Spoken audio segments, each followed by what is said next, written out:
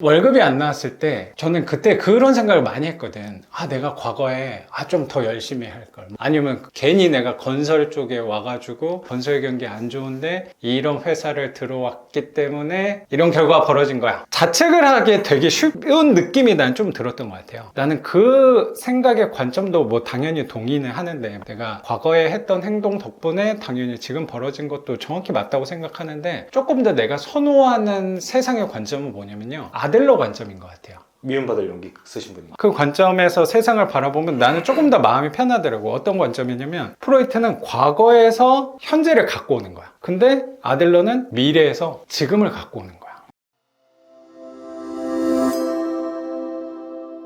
부동산 안에서도 주택을 월세로 갖고 가자라는 포지션으로 움직이는 사람들은 상대적으로 적은 건 선생님도 7개월 동안 직접 투자를 해보면서 느끼셨을 거라고 생각하고, 그 안에서 입찰하는 것도 선생님 포지션이 명확했다고 난 느껴져서. 네. 약간 일반 물건 아니고 좀 하자 있는 거 좀 공략한 게 있잖아요. 거기서 그렇죠. 좀 맛을 봤잖아, 실제로. 그렇죠. 그게 일반 시장에 있는 사람들은 별로 안 좋아하는 물건 아니야? 그렇죠. 하자가 있었으니까. 서울의 빌라를 저렴하게 가질 수 있는 유일한 그렇잖아. 유일한 그거였죠. 우리는 이 안에서 소수의 입장으로 취하다 보니까 그 세상을 보는 관점도 크게 다수가 보는 관점하고 소수가 보는 관점이 저는 있다고 생각이 들거든요. 그냥 우리 일반적으로 생각하는 다수의 관점은 저는 뭐냐고 생각하냐면, 원인과 결과에 따라서 이 세상을 보는 사람들인 것 같아요. 특히 그 관점에 제가 좋아하는 심리학자가 프로이트, 되게 유명한 사람이잖아요. 근데 그분이 생각하는 이론대로 저는 세상을 보는 사람들이 되게 많다고 생각해요. 프로이트 관점은 원인과 결과야. 어떤 일이 있었으니까 이 결과가 벌어진 거야. 특히 의사나 과학자들이 프로이트 관점으로 생각하고 살아간다고 생각하거든요. 최근에 제 아이가 병원에 입원을 했었는데, 아이가 임파선이 부었어요. 열이 계속 나가지고 입원을 하게 된 건데, 그것도 프로이트 관점으로 무리를 한 거야.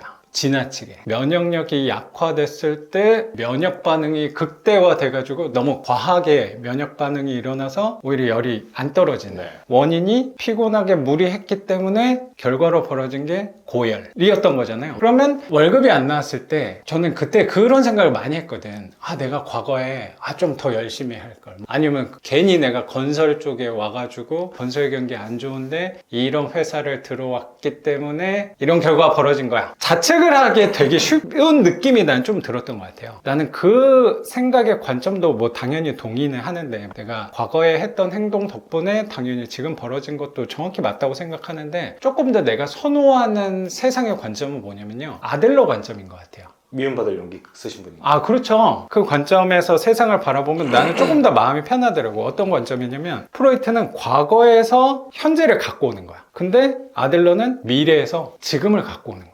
그렇게 되면요, 내가 예를 들어서 어떻게 될 사람이야, 우리가 좋아하는 월세가 얼마가 될 거고 부자가 될 거고, 부자가 될 사람이니까 지금 나한테 시련을 주는 거야. 왜냐면 내가 계속 회사만 다녀서는 내가 생각하는 점에 도달할 수 없으니까 이 시련을 지금 만들어줘서 나를 움직이게 만든다라는 관점을 조금 더 좋아하는 것 같아요. 뭐가 맞냐 틀리냐 이런 관점보다, 나도 그 월급이 안 나오는 내 삶에 시련이 있었으니까 그때 방향을 돌릴 수 있는, 180도 돌리지는 못했지만 조금 다른 곳을 바라볼 수 있는 계기가 됐다고 생각이 들어요. 근데 선생님도 아까 말씀하신 거에서 갈림길이라고 얘기를 하셨는데, 그 갈림길을 내가 회사만 꾸준히 다니는 게 아니고, 지금 월급이 안 나오니까 월세도 한번, 내가 선생님 나이도 젊은데 월세를 좀 받아볼까라고 생각할 수 있었던 거는 그렇죠. 회사의 시련 때문이 아니었을까? 회사 안 어려워졌으면 굳이 선생님 아내분도 만날 일이 그럴 수도 없었을 있지. 거죠, 아마도. 그래서 오히려 이게 그때 당시는 굉장히 괴로운 일이고, 선생님 뭐 지금 과정 중에 있긴 하지만 그거 덕분에 내가 경매를 배우게 된 거고, 월세도 지금 3개나 나오는 거, 그리고 아까 살짝 얘기하셨지만 못 이뤘던, 한번 쓴맛을 봤던 공인중개사도 1차를 지금 합격했다라는 것도 방향을 돌릴 수 있는 계기가 된 거 아닌가 라는 생각이 들어서, 지금 돌아와서 보니까 그때의 상황이 굉장히 감사하더라고요, 한편으로는. 저도 체불된 지 1년 좀 넘었는데 이제는 뭐 이제 앞으로 할 것만 생각하고 있고, 못 받았던 거는 이제 어느 정도 포기를 하고 있어요. 더 벌면 된다.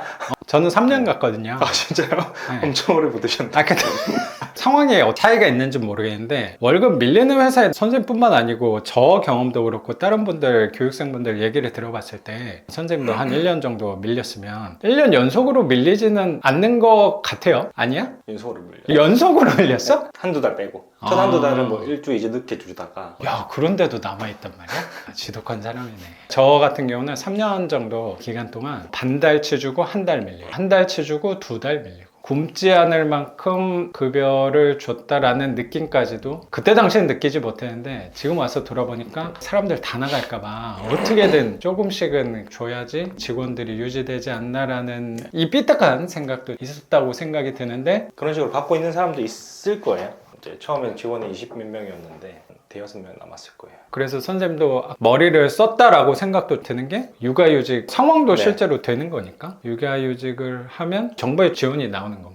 급여의 일정 몇 %를 정부에서 좀 그죠. 지원을 해주는 거니까 그럼 회사도 좋은 거고 선생님도 스트레스가 좀 덜한 거고 이제 시간도 확보해 놓고 돈도 어느 정도 확보를 해놨는데 갑자기 네. 규제가 터져서 좀 더 하려고 했더니 규제가 터져서 그 부분에 대해서 네. 좀 고민이 생겨서 찾아오신 거다. 맞습니다. 그러면 그 얘기 한번 하기 전에 선생님 지난 7개월 동안의 성과에 대해서 한번 좀 여쭤볼게요. 7개월 동안 하면서 3개 낙찰을 받은 거고 2개가 서울, 네. 하나가 1번이 화곡동 받은 거고 네. 2번이 방화동 맞나? 2번이 파주, 3번이 그거구나. 3번이 방화동인데 거의 며칠 차이로 받았어요. 한 비슷하게. 한 개. 그래서 수도권에 서울에 2개, 파주에 하나 네. 이렇게 3개 받은 건데 실례가 안 되면 거기서 총 받는 월세는 얼마인지 여쭤봐도 될까요? 세 채에서 총 월세가 235만 원. 235만 원. 그래도 7개월 동안 235만 원이면 훌륭한 성과가 아닌가. 지금 육아휴직으로 월급 받으면서 235만 원 매출 분명히 선생님 살아가시는데 큰 보탬은 되지 큰 않을까. 보탬이죠.